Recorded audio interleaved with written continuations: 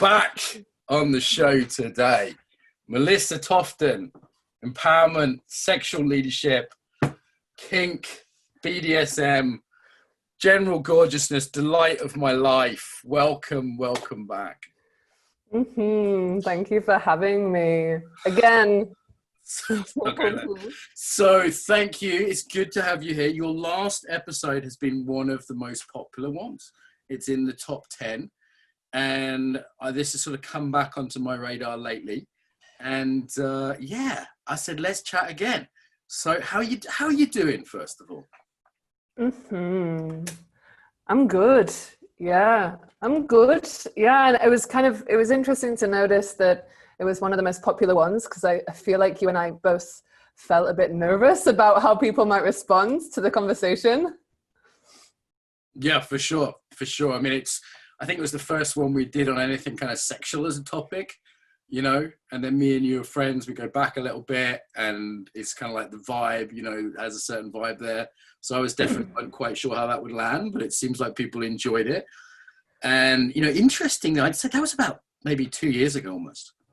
And in that time, I think sort of things kinky have got more mainstream, wouldn't you say? For sure. Yeah. Oh my God. I feel like everybody and their auntie is like a tantra dakini, and like, you know, everybody all of a sudden, like, you know, even my mom like has a harness that she bought from H&M, you know. It's Your like mum has a harness. You know, my mom's like giving me like BDSM advice. It's like the world has changed. Wow, that's really shifted. That has really shifted. I mean, it's 40 Shades of Grey sort of started this, you know, this awful book that started the kind of trending. But I've definitely seen, like, you know, the young people as well are kind of cool. They're kind of groovy with this. And, you know, consent culture is much bigger, which has, you know, been a big thing, hasn't it? And people would just say now, like, fairly regular kind of thing. Oh, well, I'm a switch, you know, or whatever. There's right. YouTube channels with people on, and it's become, it's out of the closet a little bit. Right. Yeah. And also with that, I feel like everybody wants to be in the sex positive industry as well, because they're noticing that it's not so taboo anymore. It's like you can be a sex educator and have your mom and your grandmother or whatever in your family see your posts, and it's not, you know, you're not going to be not allowed to come over for dinner for Christmas anymore, you know. Right. It's like it's not the same way that it used to be. Yeah. It's kind of, it's I don't know, different people listen in different countries. Some of our Russian friends might be disagreeing, for example, but it's, you know, it seems to in the Western world have caught on a lot. Okay, let's take a step back then. So for those who didn't catch your first episode, tell us a little bit about your history, like how you got interested in the body and in this subject particularly. Yeah, I'm happy to share. So I come from a lineage of art and aesthetics, and the way that I fell in love with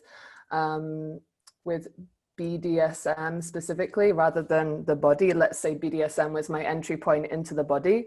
That I used to be a fashion designer, like a fetish fashion designer, and I also used to ride horses, and I had this fascination of kind of equestrian inspired fetish clothing. So I got into making handmade leather goods, and then in my journey of making handmade leather goods for kinky people, I noticed that there was this fascination with the body, but it was through this kind of, I think you used the words pretty well. You said the pursuit of the vivid. Okay, nice. I'm glad I said that. So that's good. Yeah, some nice words. Yeah, I was like, I wrote that down. It was really good. Yeah, and so my journey into the body has been going from intensity, going from hardcore, like you could say, like the extreme sports of the sex world, and also of the yoga world, like Ashtanga yoga. So I met you in a yoga studio originally, didn't I? The legend is that I was in this yoga studio full of very middle-class, boring-looking people, and then you walked in and sort of dressed in black leather and threw down this black mat in front of me, and I was like, "We're gonna be friends." So, I was behind you actually, but yeah. You remember the positioning. Yes. Let's not read too much into that. Who remembers the positioning of who where? You were behind me, were we? Okay, well, I'm glad you had a nice view for the session. Yeah, and so I used to be all about like, I can do everything, you know, I can stand in the fire, I can take it all. Yeah. And then just after our podcast, actually, I had some beautiful, humbling experiences in the body of re-traumatization and of really becoming aware of just how sensitive I really am. And through that, I already started my journey into embodiment anyway. However, rather than it being a hobby, it became a necessity. So you got into the sort of kink first and then the embodiment later, but then realizing that was very central or very core to what you were most interested in. Because I think I've seen your journey over the last few years of kind of more and more trauma-based stuff, embodiment-based stuff, kind of wider picture. Yeah, if I'm hearing that right. Yeah, that's right. And I needed to have that embodied, you know, a lot of people right now, there's like so much, it's almost like the new workshop trend is to be a trauma-informed facilitator. Everyone's trauma-informed. Right? Which is super, super, like, fuck yes to that. Wasn't the case. Like when I met you in the yoga world, it was just starting as a conversation. Yoga was just realizing that trauma was a thing, and maybe we shouldn't be, you know, creeping up behind people in a yoga studio, Melissa. You know, like people trauma informed at that point. So, okay, let's take a step back. What are we talking about here? Maybe people have heard kink or BDSM. Maybe they think it's like some creepy German guy dressed in leather or whatever. Like maybe they think it's like something sexy and cool. I don't know. So maybe we should just take a step back and maybe like say, what do you mean when you're talking about these things? Yeah. So what I mean when I'm talking about kink, well, what I focus on is power and how power shows up in the most subtle and obvious layers in an erotic interaction. And so in kink, it's just more obvious. It's like there is you know, they even have names, you know, there's a dominant and a submissive, like, it's explicit, right? Like nobody said when a short man and a tall man meet in the street and there's a dominance hierarchy and there's some sort of power relationship, it's not necessarily named explicitly, right? It's just a talking down to from the tall man to the short man, or you know, whatever the gender or racial kind of dialogue, you know, narratives might be there. That could be implicit and maybe not a good one that we're just unconsciously inheriting, right? Right. Like, do I want to talk down to every man who's shorter than me just because he's shorter? That seems a bit prejudicial, right?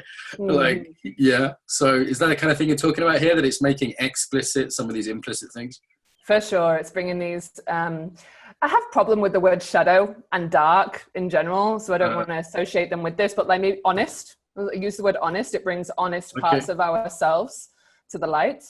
Because it's like in civilization, we're all pretending we're nice people, but part of us kind of wants to choke someone or whip someone or be tied up or be choked, or, you know, part of us is that's there for, I would say all of us to different degrees, right? Like, are you in touch with that part of you that wants to be victimized or oppressive, that part of you that wants to be violent, that part of you that and what is lost when we're not in touch with that part? Because someone says like, that's good, we're civilized people, it's good not to be in touch with your urge to beat someone, surely that's a good thing. How would you respond to that? What is lost is that it's the compromise of our full expression of ourselves. It's like we're not really getting access to the full spectrum of our possibility of how we can really fully show up in the world. And in order to in order to be able to like fully show up and with certainty and be like, this is my dharma to the world, this is my purpose, I need to also have a look at and confront those parts of myself that I maybe don't want to like show to my whole like Facebook feed or whatever, you know. It's like right because in a time. Are you okay if I jump in like this occasionally, Melissa? Yeah, I love it. I love it. I love the way we... Yeah, I kind of assume it. Just get to get permission. So there's a way in which, in this public space of social media and public domain, there's maybe some things that are a little bit vulnerable to be explored, or we might get judged for. You know, I noticed myself earlier when I said, hey, we all want to choke people out, right? Like I can imagine people going, you know, writing, you know, emails like, oh, Mark says he's a violent guy, he wants to choke people, oh my God. You know, and it's like, okay, that's a pretty difficult thing to say in public. And there's definitely other places I would not go in public, though I would happily admit to you privately. And we need those spaces where we can explore those parts of ourselves, even if only to say, you know what, I absolutely never want to hurt a fly in my life. And personally, my experience of people who are into kink is that they're more kind and less dangerous if it's conscious kink. That I feel safer around those people because they're owning a side of themselves that they won't then accidentally slip into. For sure. Yeah, that is like, you're hitting the nail on the head. That is exactly what I'm excited about creating these spaces where people are alchemizing these honest parts of themselves. It's not about, I'm not necessarily saying, oh, there's this part of you that wants to take, then we should find spaces where you can just take as much as possible. Right. It's about no, there is, in every one of us, there is the desire to create. Yes. Yeah. You know, that gets promoted. We get allowed to create most of the time. I feel like, especially men, like male socialized people, get given permission to create and express a lot. None of us, even and especially men, especially in the post Me Too era that we live in, nobody gets permission to take. Right. Like, yeah. Okay. And that there are honest parts of us. And so it's like, we want to have safe containers where we can have ethical and harmless expressions of those truths, of those creative and destructive truths. And the thing about BDSM is that it gives us an opportunity to do both of those things at the same time. Yeah. Because it's like we're creating this scene, even like BDSM experiences are even called scenes. So you should explain what that is for people. Like, what is a scene? So a scene is almost like a ritual, an experience. Any kind of BDSM experience is usually called a scene because it has a strict structure. There is a beginning, a middle, and an end. There is before scene negotiation, where you would talk with somebody about what's going to happen. It's like, I have spoken to so many different people in different kind of similar body-based ritual containers, like wrestlers, porn stars, and they all have the same scene way of seeing these experiences. Okay, because it gives a frame that creates safety, doesn't it? Right. And in BDSM, we mean very literally as well as emotionally, that it's like, okay, you're going to slap me this way, but not this way. You can touch my face, but you can't leave marks. If I say stop, this is the safety word. This is, this is how it's going to end. It lasts for this long, and this is the aftercare that I need. So, we feel good afterwards with each other. And there's a beginning and a middle and end there, and there's a structure to it. And that has made the potential for a lot of consciousness around things, because the average couple just having normal Friday night sex probably wouldn't do that. There wouldn't be the same level of discussion, because it doesn't have to be, right? Like, if I'm going to put a plastic bag over someone's head, there better be some fucking discussion as to what's going on. Just practically, right? Yeah, and then necessary. Emotionally, we're playing with fire too, right? Like, there's potential for people to be re-traumatized, to be upset, to feel degraded. There's all sorts of potential stuff there emotionally.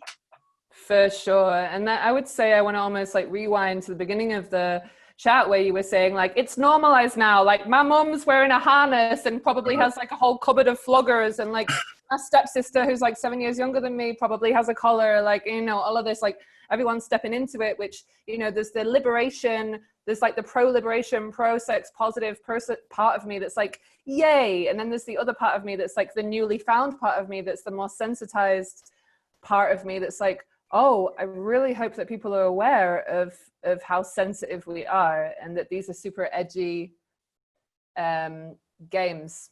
Yeah. Right. So maybe, is there an element here of like, okay, devil's advocate, or to make it even more evil, lawyer's advocate?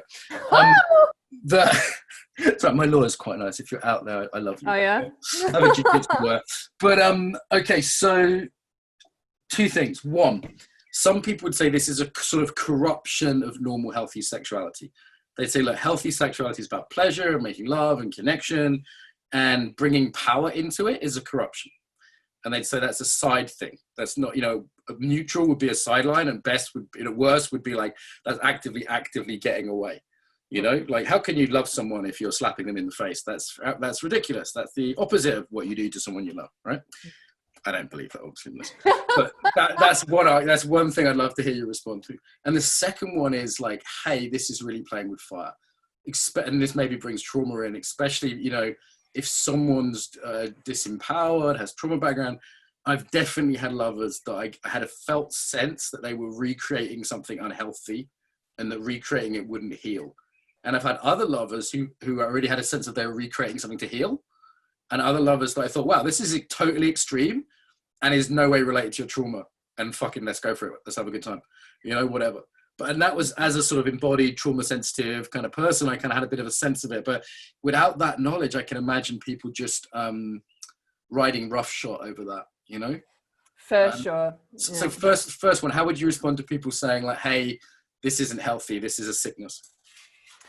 Yeah, to that person I would say, yeah, I love that. Oh, that's what I do to them.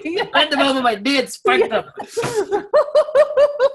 Yes, that. And I would go as far as to say, like, what feels unhealthy for me is having the compulsive narrative of like heteronormative missionary sex where we don't talk about what's going to happen. That feels fucking scary to me, because there is so much potential for misuse of power within that when people come together to have any kind of like sexual, sensual exploration that involves vulnerable parts of their bodies explored by someone that they don't know so well. It's like, I feel like there's equal space for corruption also. And if that person in that union wants to have their face slapped because they know they have the agency and have had the lived embodied experience of that creates orgasmicness in their body, then it's almost corruptive to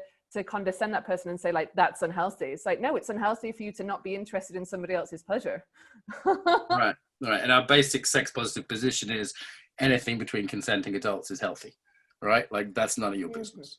It's none of your fucking business if, you know, Mark likes to do it while, I don't know, wearing a chicken hat or whatever, yeah? I mean, you'll be telling people to have sex with the lights on next, Melissa, with this kind of radical liberal Berlin philosophy you're throwing out there, you know? Fucking hell. Okay, and then what about the second position, that it could be playing with fire? Right, yeah, I love that, because I wanted to add on that. To that same person, I would add the extra layer of, I want to say fuck yes to people knowing what it is that they want, and that, you know, everything is positive within consent. And there is the extra layer of, and are you aware of why you want it? Like, if I was having a conversation, but not healthy, right?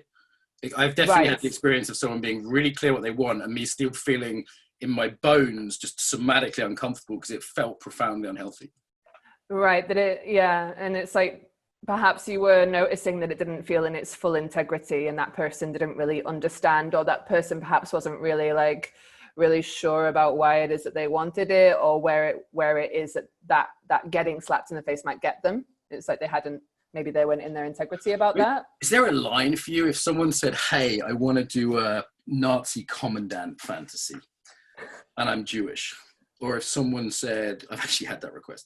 If someone said, you know, like, is there a line for you? Not in terms of like physical harm, but in terms of like, how do you know something is unhealthy?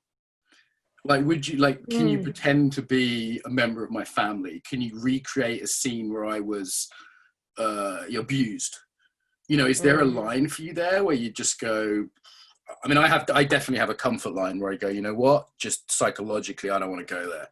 Like, do you have a line there, or is that just individually a thing, or is there a way of defining healthiness here?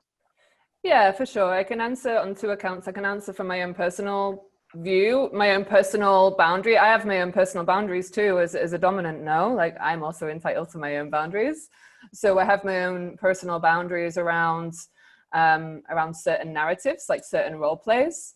But that's not necessarily negating whether it's healthy or not. My overall kind of bird's eye view of whether something is healthy is based on, for me, the main thing is actually the physical sensational part of it. Are we are we perpetuating stories of numbness in your body by hunting for intensity? That's my own personal boundary as a practitioner. I don't want to perpetuate numbness. I want to bring in more sensitivity. What I'm interested in is bringing in sensitivity and getting people into a relaxed parasympathetic state where they maybe get to understand more about their trauma than they understood before by having an experience of helplessness. You know, it's like, let's say someone had a traumatic experience of helplessness. well, I'm not going to not give them an experience of helplessness because they have that trauma in their body. What I'm going to do is create a container where they get the power of choice. I can see that they're able to say stop, having like worked with them a little bit and tested them beforehand. I would never go into a full scene. Calibration. It's calibration principle, right? Like there's things I would do with a lover on time 10 that I wouldn't do the first time I meet them, right? For my own well-being, for legal protections, I would say as well. You know, like in terms of like, there's definitely been things where I went, if the police came in now, this would look bad. If the police came in now, we'd invite them in. No, but there's definitely been times when I've gone, okay, for me to have trust, I need to really get that there's trust there, that this person's well, that they're not going to make shit up, they're not going to talk about me, you know, in public space, you know, like there's different kind of levels of trust there. And as you say, that works on both sides, and choice as ever is the key thing. You started off earlier talking about intensity. Maybe let's come back to that, because I think it's a way into the trauma conversation that you talked about the extreme sports of BDSM, right? And it does have a way of getting more extreme in people.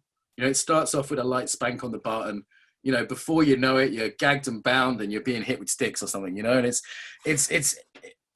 it does. Why do people love the intensity so much? Is it just that they want to feel alive? Is it that they're covering up some sort of emotional pain? You know, I know from my experiences, when I was depressed, for example, when I was a teenager, I went through experience of cutting myself, and it was tremendously relieving because I would feel the physical pain and not the emotional pain.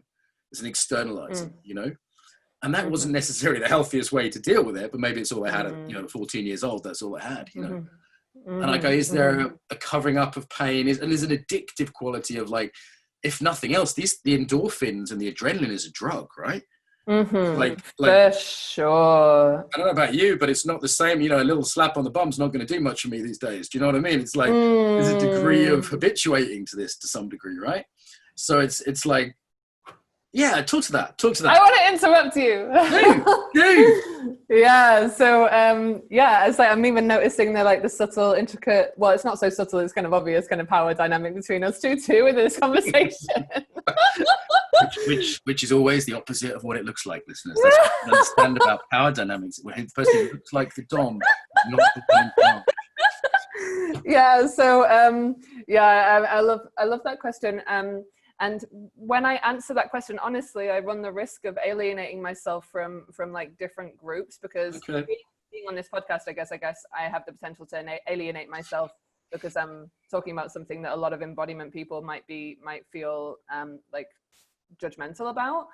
And how I wish to respond to this question is that this is the reason why I find it difficult to find my place in many kink positive communities fully, because there is an inherent kind of almost like a hunt for disembodiment within spaces. The spacing out, sometimes these subspaces, you say, is people being completely dissociated, as far as I can tell. For others, it's very different. Yeah, it's totally. Yeah, exactly. And for me, when I'm doing a session with somebody, I'm making sure that person is not going into subspace, which is why it's what that is. Sorry, I used the term without explaining it. For our sweet vanilla listeners, do you want to put that one out there? Yeah, and it's good for everybody to know.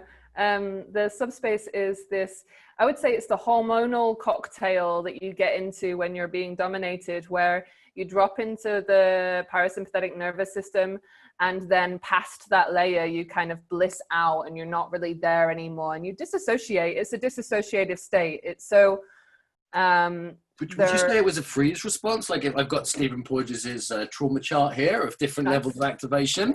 Nice. I mean, is it actually a type of hypo freeze response?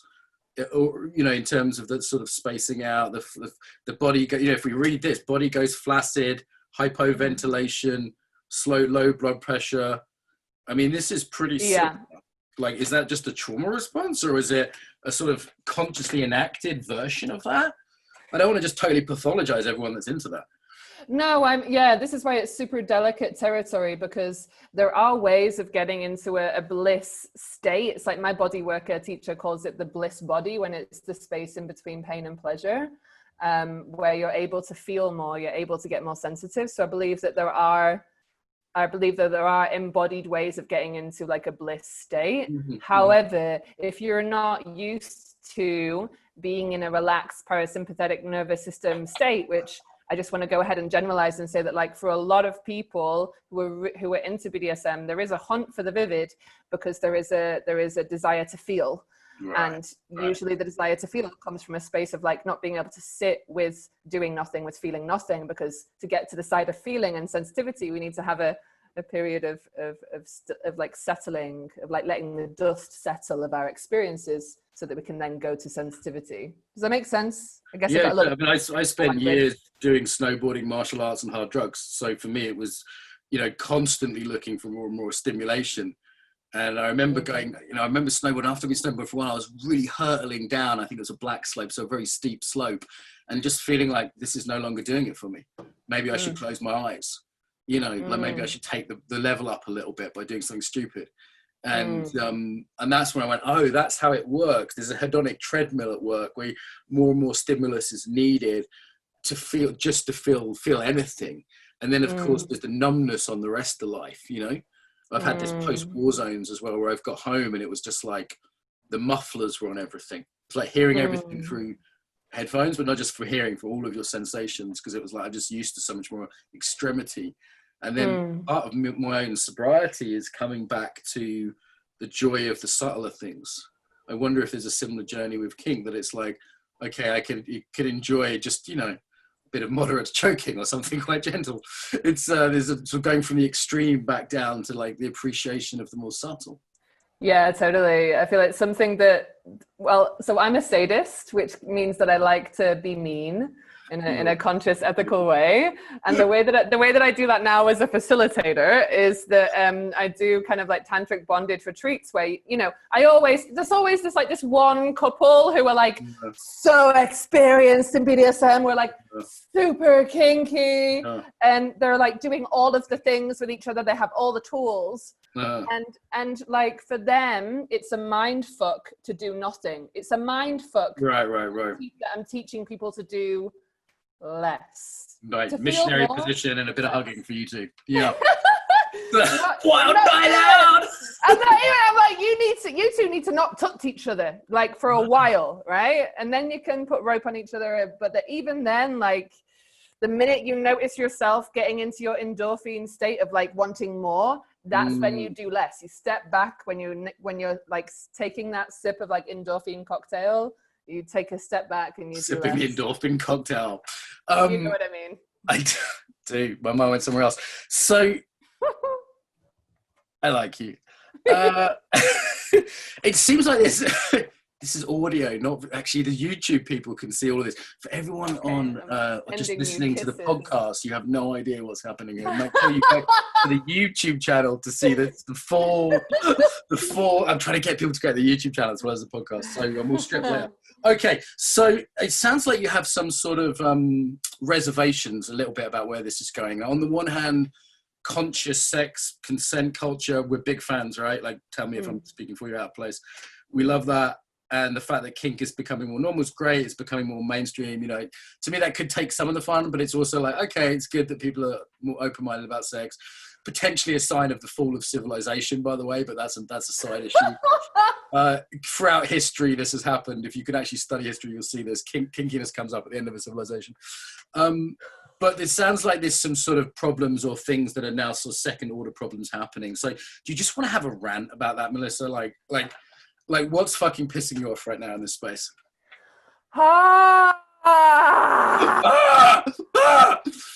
Go for it. Just go for it. Go for it. We can always edit it out if you go too far. So the thing that I notice myself getting angry about isn't necessarily related to kink, although I guess it can be, is that there is so many people that wanna join the sex positive train in a way, because they see all these educators that are people that have like a huge collection of dildos and they're like looking really shiny in their lingerie. Lots of followers on Instagram, lots of people on Instagram. Right, and they have like a bearded boyfriend that they have loads of photos with. Like it's like this is like the tantra like sex educator cliche. And it's like creating this whole new wave of like teaching people that they need to put more on top of who they are in order to like, it's like it's just like identity stuff. Yeah, it's totally. the second matrix, right? It's like, okay. Yeah. And what do we see? Thank you for letting me rant about that. It's like, No, go for it. You can go more. This isn't like a scene. We can just take bits out. Imagine a kink scene where if you did something wrong, you just go, we'll just delete that and no one will ever know about it. This is way more safe than real life. We can just take shit out. It's fine. It's fine. So, I'm glad we took that last part out. All right. So I'm gone now. I'm completely gone. You've put me in some other kind of space. So imagine I just ask a serious question and then answer it. So yeah, that really touched me, what you just asked me. I'm really glad because I thought about that a lot. Okay, trauma. Yes, we're talking about trauma. That's what people are interested in. Everyone fucking loves trauma on this podcast. Oh my God. Trauma is so popular. 8 out of 10 of the top episodes are trauma related. It's trending. Trauma's trending. This has got to be something to do with sex and trauma. By the way, listeners, if you're interested in sex and trauma, we did do one other episode on that. So we'll post that as well in the link. So trauma, kink, how do they fit together? Whew! I would say that one of the most beautiful things about kink is that it can be a way of reclaiming your trauma. Okay. It can be a way of like noticing it. It's almost like a way of saying thank you to your trauma in a way. You get to reclaim it and re-own it and turn it into something, and you get to transform it. And that's not even if you're having a conscious relationship with, that's not even if you're into embodiment or if you're into like traumatology or if you're looking at kink from like an embodiment perspective. I just mean kink in a way. I feel like if I was going to say what kink means in translation, it's taking something that traumatized you or something that fractured the fabric of your sexual lineage, of your sexual history, and created a kind of quirky edge or like a quirk in your sexual vocabulary. For listeners, it's like a kink in the wheel or something, isn't it? Maybe some of the foreign language listeners don't know what the word means in English, right? Like a kink is like a little, how would you say, what's a synonym for that? Like a quirk, you said, or it's like something that's not right, but it's sort of sweetly not right. Yeah, it's like something that's damaged, but it still works. Yeah. There's a kink in that, but it doesn't mean it's a problem. It's just, it's almost endearing, isn't it? That it's like a super endearing term. Like, oh, that's just my kink. You know, it's like my friend Dan. He's a clown, and one of his stand-up acts he talks about like he had a really physically abusive younger sister, and is like kind of it's a sad story, and however he's just like, oh well, I got a kink out of it now. I just like to be beaten up by strong women from time to time, and I'm like you know, it's like such a there's something profoundly empowering about that, right? This word empowerment's used far too often. I never know what the fuck it means, but in terms of like, okay, something that was a bad thing in my life that now I have taken control over, I've got consent around, you know, even if it's say being tied up in here, it's like, okay, but you're still in charge. You still get to say no or yes to that, right? Like there's this consent there. And taking that part of yourself back as something even to the point where it becomes part of one of the most fun things in your life. And I think, you know, I have this felt sense that's quite delicate ground we're treading on. People might say, oh, you're not taking my trauma seriously, or are you saying that, you know, actually trauma's a gift, and it's like, got to be very careful by saying anyone's trauma's a gift because they, you know, might have been through hell.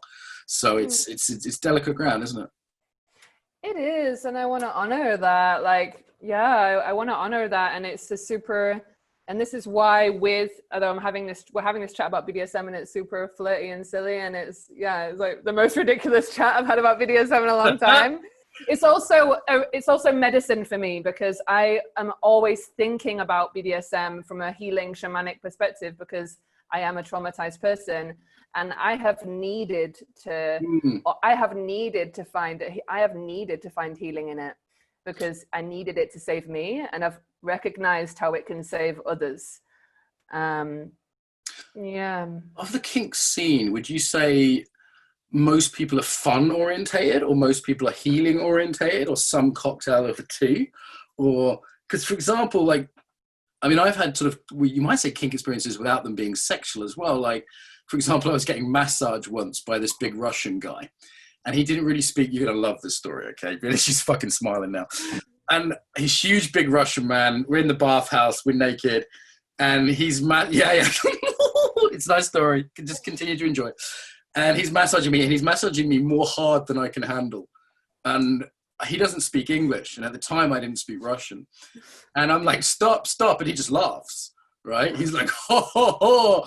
This isn't consent culture, okay? And at a certain point, I just have to surrender to it. And I'm not really a submissive kind of guy, but I was like, okay, this is really all I have left to do, because I was in such pain. And I surrendered into it. And then I was blissed out for 2 days. Now, at no point did I want to fuck the guy, or did I get a hard on, or, but it was a profoundly interesting psychological experience. I think on some level may have been healing for me, for someone who's a bit of a control freak, to kind of let go and surrender. And I do this to a lesser degree every time I have a massage now. Like, I ask for it at some point to be hard so I can practice surrendering as an embodiment practice. But that's my orientation, is very much looking at things psychologically and emotionally in terms of trauma.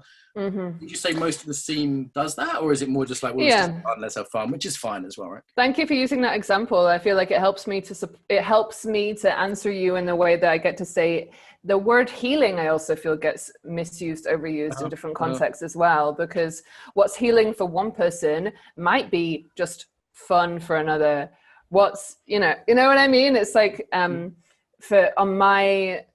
I've also recognized that the layers of healing are varied. I've seen people in my workshop spaces have a super healing experience over the fact that it's not compulsively sexual kink. Oh. And that in itself can be healing for someone that's been sexually abused, for somebody that's been consumed, maybe for someone that's been a sex worker as well. The idea of having an intimate encounter that has nothing to do with transaction or sexuality is healing. For someone that has body dysmorphia, having a sexual experience or an intimate experience that doesn't have anything to do with their genitals is healing. You don't necessarily need to be like beating a drum and, burning sage in the room, or like, using intention for it to be healing. Healing is individual also, which I feel like BDSM offers that empowering lens that healing is individual within if you ever burn sage in my house, Melissa, do I have permission to punch you out? Just well, then it will be a healing encounter, because we've got the sage and we've got punching. It will definitely be a healing encounter. Okay, shit. Where are you now, by the way? Did you get back to Germany? You're in Berlin? Yeah, I'm in Berlin. You're in Bali, right? And now you're in Berlin. We have a lot of listeners from Berlin here. Nice. Okay, so you're part of that scene.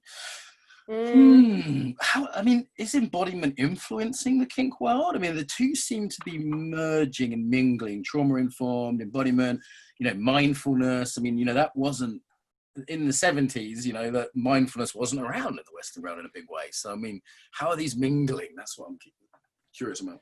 Yeah, it's a good question. I feel like it's beginning to mingle more and more and more. And I feel like I find it difficult to talk about. I feel like I'm really in, like, I often say I'm in like the armpit of like the embodiment and BDSM culture, because I feel like Berlin, as you know, is that intersection of all of these different things. It's like all of these different people come together in this boiling pot of culture in Berlin.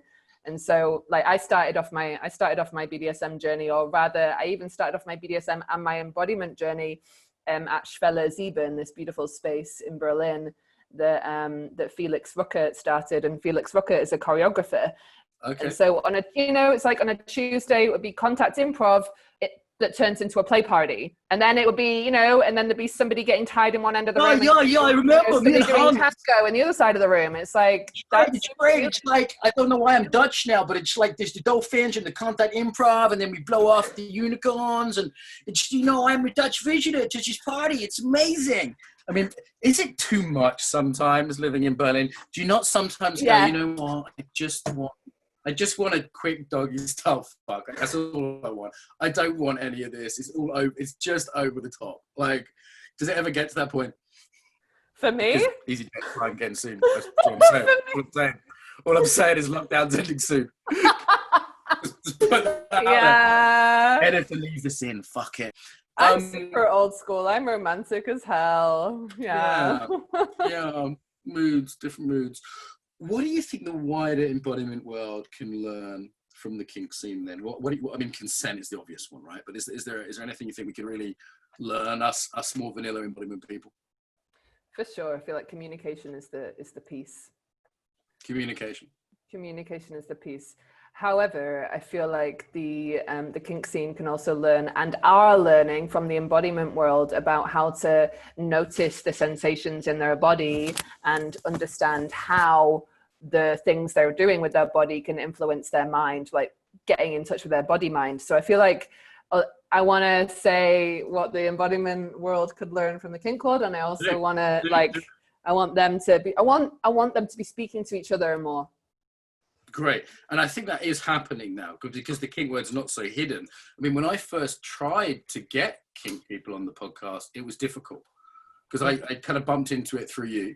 And then I'd gone, okay, that's really interesting. As an embodiment researcher, I was like, okay, there's something here. I could see there was a body of knowledge, very literally. And certainly the consent stuff impressed me a lot as someone that was bringing that into their yoga and things. But then I actually struggled to get people on the podcast. But just recently, I put a shout out again. I got like 10, 20 recommendations from people, some from you, but also from all sorts of other people. So I'm hoping this communication does go both ways. I think it could be, a very constructive thing. It's happening. I mean, the thing that I want to speak to is that in the kink world, I feel like we're also coming out the same way that everybody is coming out of their dogmatic structures. I feel like also the kink world is coming out of their dogmatic structure. Okay. I feel like the dogmatic structure that the kink world lives in is that it's very kind of like, it's quite anti-hippie. It's very like, anything that's like hippie is like bad, or anything that looks like that kind of archetypal energy of like hippieness or like softness or like femininity. Can I say how you look a little bit different than last time I saw you? Yes. Is that a real yes, or is that a maybe? It's a yes. You look a bit softer. You look a bit softer. Have you like reintegrated some of your hippiness in hanging out in Bali, or like what's happened there? I'm curious. Yeah, there's been a softening. Yeah, like I said, since we last chatted, I had my beautiful tumbling into my own sensitivity, and what I realized was that my identity politics and my own dogmatic structures around my own being, around being seen as a very like scary, intimidating, masculine. Like I want to use the word masculine for how I felt like I wanted to feel back then. Sure. Yeah. And I've realized recently that those words masculine and feminine are words that I've liberated out of their gendered constructs. So now I'm like, I can look as feminine as I like, and it doesn't necessarily mean that I'm XYZ, It just, yeah. Well, there's a journey, isn't there, from blind acceptance to blind rejection to choosing when, where, and how to accept or not. And that's any mainstream societal concept, nationalism, gender, or whatever. So there is definitely a journey there, and often Berlin is often in the blind rejection category, but it's still a progress, from just complete unconsciousness.